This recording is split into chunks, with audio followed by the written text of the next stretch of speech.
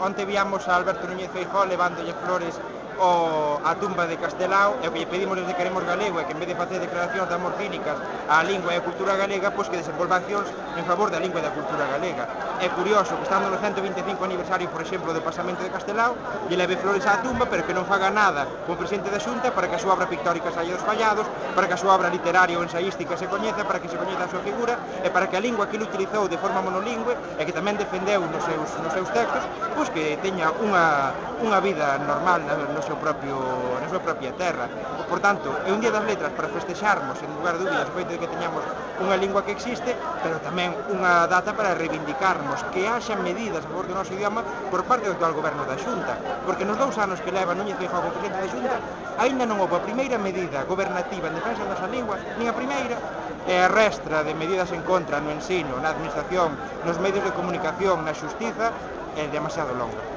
Crees que este tipo de manifestacións inciden na necesidade da defensa do galego?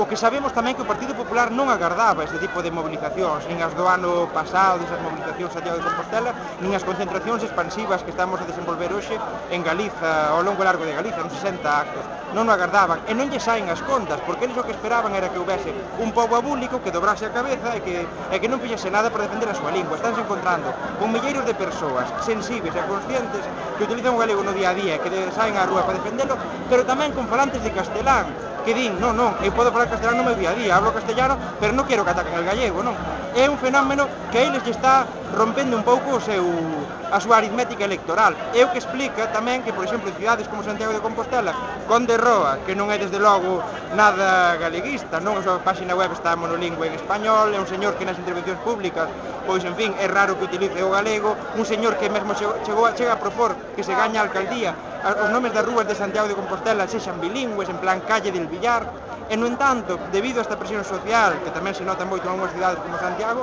a súa campaña pública é monolingüe en galego e mesmo galeguizou o nome, como este seco en Galicia Confidencial. E, efectivamente, iso é por algo, iso é tamén porque ven a presión social e que non están todo ben vistos que saquen a careta de vez, a careta galegófoba, que é a careta é galeguista e debaixo que encontra unha política galegófoba de retroceso pola vía dos feitos da oficialidade do noso idioma. Pero aínda hai futuro entón co idioma?